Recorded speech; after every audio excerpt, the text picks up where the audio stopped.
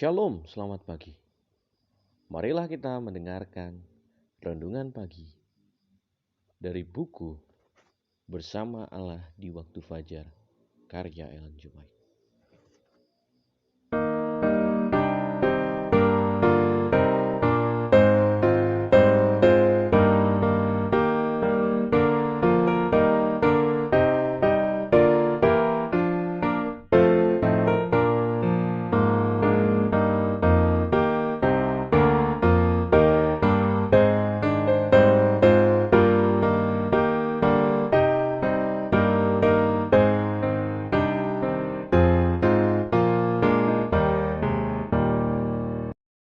Judul renungan pagi kita pada pagi hari ini, pengharapan menjadi jangkar jiwa.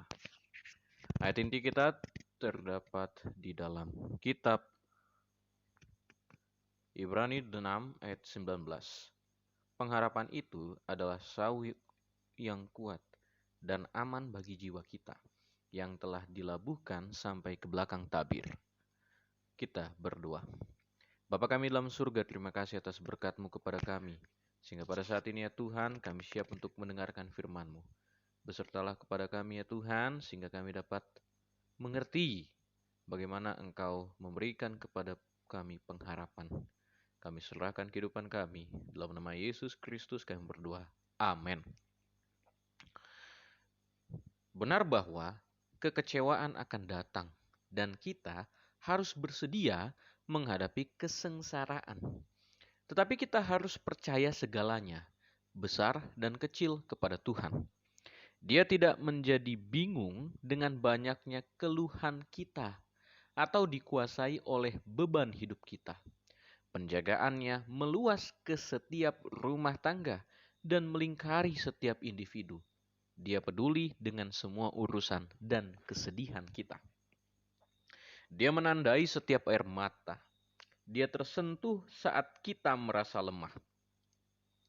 Semua penderitaan dan pencobaan yang menimpa kita diizinkannya untuk memenuhi tujuan kasih-Nya terhadap kita, agar kita dapat mengambil bagian dalam kekudusan-Nya. Dan dengan demikian, menjadi peserta dalam kepenuhan sukacita yang ditemukan di hadirat-Nya. Sedikit pandangan yang dimiliki begitu banyak orang tentang karakter luhur dan jabatan Kristus telah mempersempit pengalaman keagamaan mereka dan sangat menghambat kemajuan mereka dalam kehidupan ilahi. Agama pribadi di antara kita sebagai umat sedang surut. Ada banyak bentuk keagamaan secara luar. Banyak agama hanya dalam perkataan, tetapi sesuatu yang lebih dalam dan lebih kokoh harus dibawa ke dalam pengalaman keagamaan kita. Pekerjaan orang Kristen dalam hidup ini adalah untuk mewakili Kristus kepada dunia dalam kehidupan dan karakter yang menyatakan Yesus. Jika Allah telah memberi kita terang, itu adalah agar kita dapat menyatakannya kepada orang lain.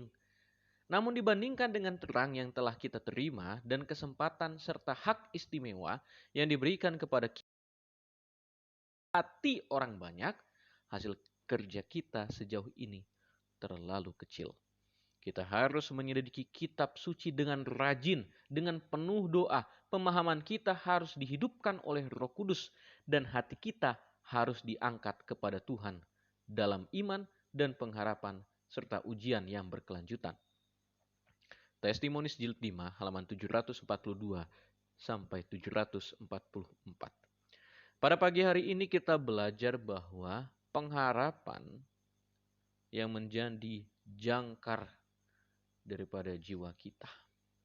Pengharapan adalah sauh yang bisa membuat kita aman sampai ke belakang tabir.